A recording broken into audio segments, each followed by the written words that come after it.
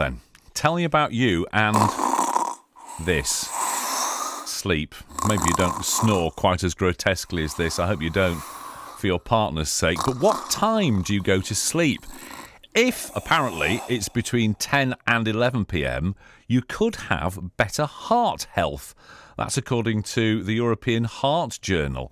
They're saying that quite a prolonged study about people's sleep patterns shows that those people who go to bed and go to sleep between 10 and 11 tend to have better heart health. If you go to bed much earlier than 10 o'clock, it's not going to do you any good. And if you go to bed much later than midnight, it's not going to do you any good either.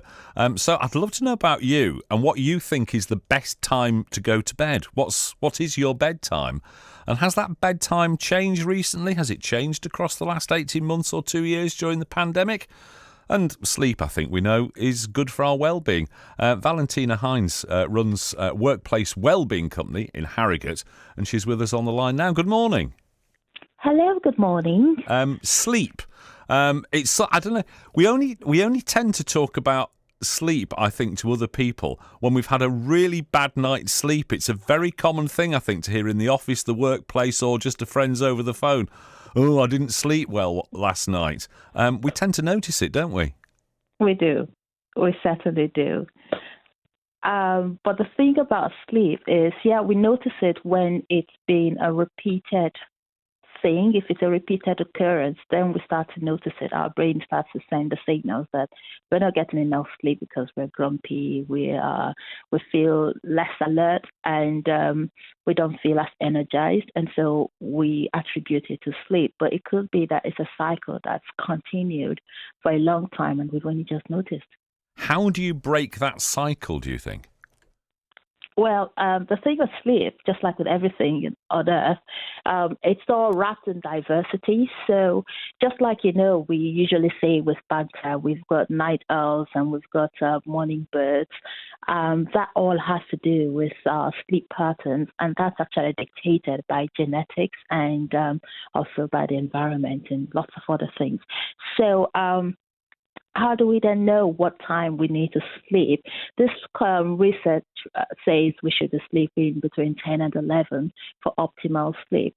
But if we look at that prescriptively, that might actually just affect people who will take this and say we have to sleep every day from 10 o'clock to 11 o'clock, but some people don't actually fall asleep then. So the best way to do it is, if you're a night owl, then in a week, try and go to sleep at least twice in that week between that time, 10 and 11, just so you know you've gotten it. And if you're a morning person who likes to go to sleep at about 8 or 7, maybe twice a week, try and switch things around and stay between 10 and 11. Yeah, I mean, just reading sort of a précis, a summary of this report suggests one thing that is really important is actually seeing morning light, is actually seeing the light of the morning for some reason is psychologically good for our brain somewhere deep down inside.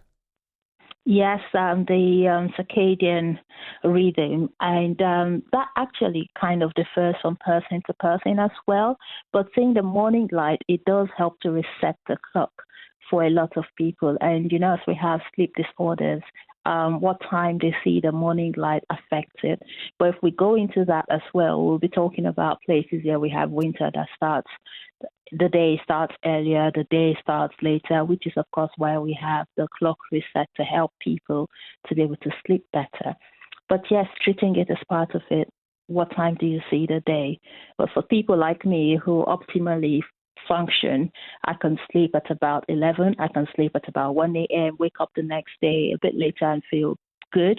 And that's good because that's my sweet spot, is when I do my most creative thinking late at night. And for people like me, whenever I see the day is when we see the day. That's interesting. There are a lot of creative people that I seem to have heard talk over the course of the years.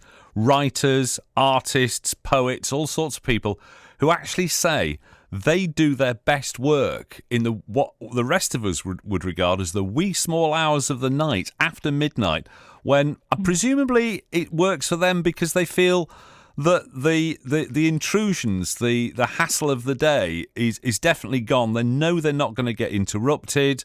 There's, nothing to distract them by way of media, really. They're not going to get texted. They're not going to try and watch the television. It is their peaceful time and it's their creative time.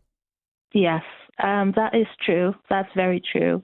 And for me also is the fact that from, say, 5 o'clock to 8 o'clock, I feel really wiped. I'm whacked at that time. I'm just ready to call it a day. And I could try and go to sleep, but I wouldn't sleep. I wouldn't be able to sleep. But once it's 9 p.m., I'm awake again. My brain is at full alert and my creative juices start to flow until the wee hours of the day. So that's why I've suggested that the best thing to do is to mix it up. So it's not that every day I'm going to bed very late at night or every day I'm going to bed way too early at night, as that then affects other parts of my well-being. I love the idea of you getting a second wind. I have to wait till I get a second wind when I get home from work. Sometimes it happens and sometimes it doesn't.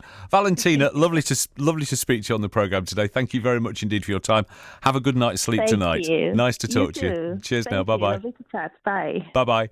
Valentina Hynes, who runs Workplace Wellbeing Company in Harrogate, with her thoughts about sleep. I'd be fascinated to know your thoughts about sleep. Do you sleep regular hours? Have your sleeping hours changed? Your waking hours, maybe, during the pandemic? How much sleep do you feel you need every night? In the summer.